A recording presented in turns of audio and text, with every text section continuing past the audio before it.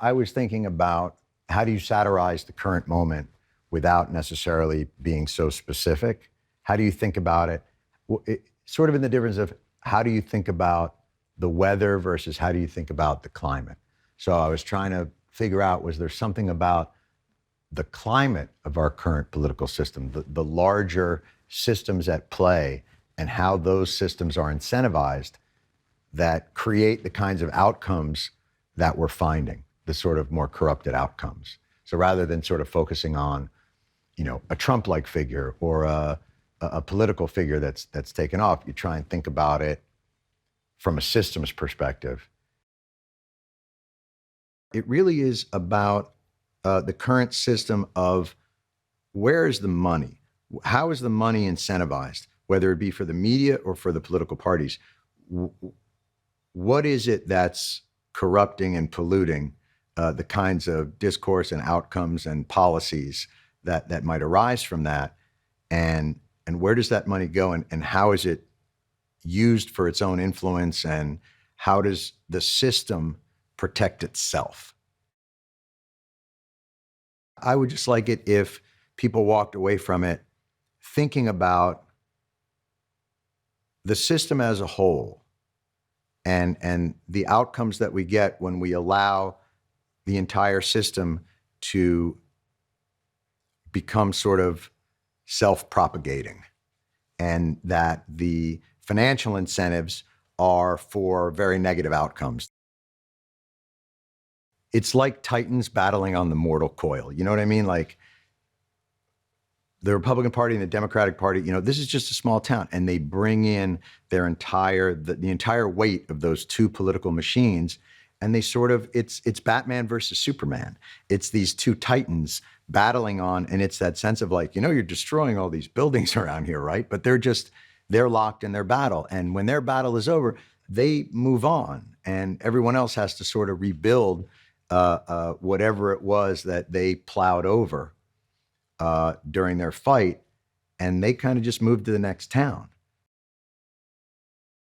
Steve was really the only, I really did write this for him and with him in mind. And so I'm very glad that he wanted to do it. Because it's a difficult character, because it's, what do you do with someone that who might believe in what they're doing ideologically, who might be very principled, but they live in a world that is less principled, and what does that do to them?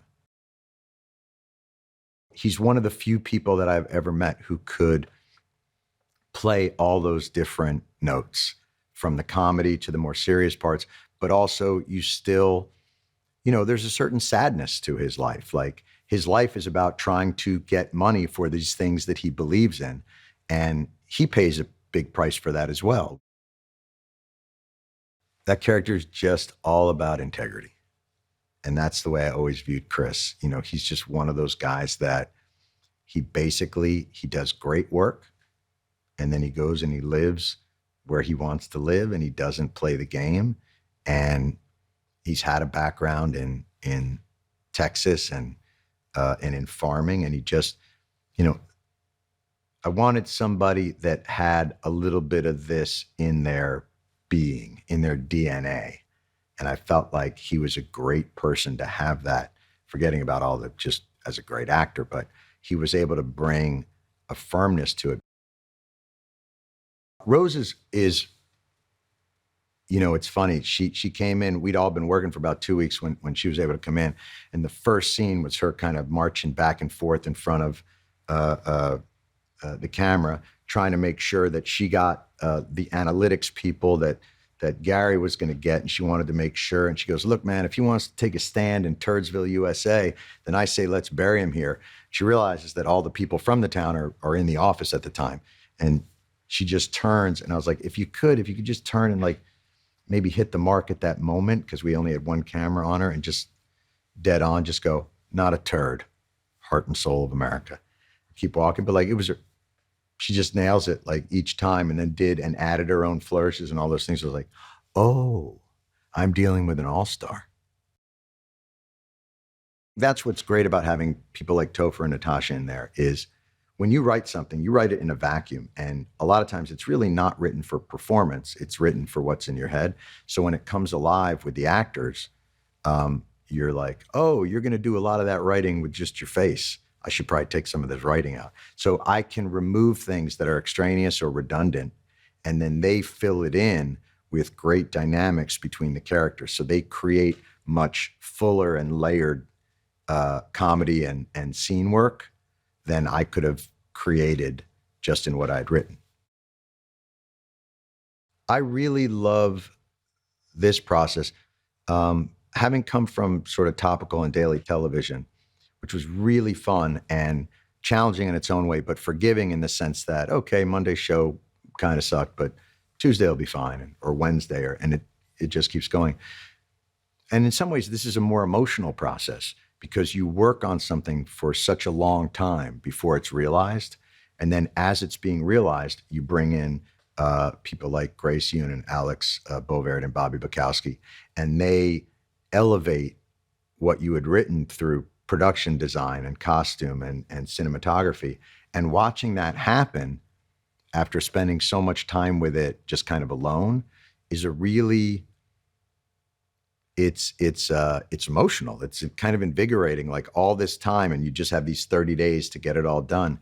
And watching everybody come together, and the actors and the set and all those things, elevating it is, yeah, it's very exciting.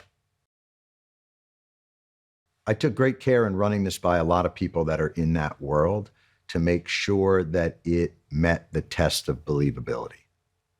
That in the realm of possibility in our current environment and political system, is this realistic in the sense of the motivations of the consultants that come in, and in the machinations that take place within it, and the types of financial commitments and other things that can occur.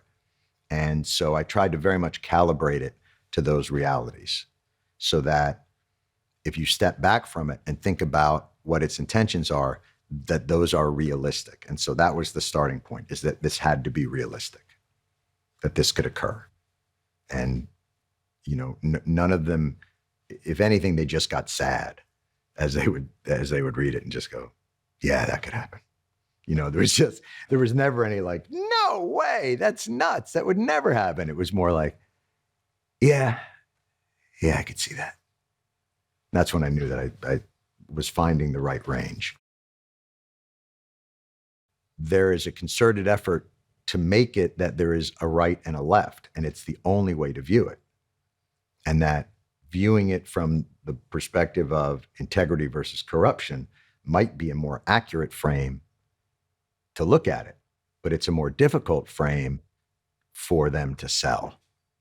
Red blue is a lot easier to sell than, yeah, that's an interesting point, but that might not be.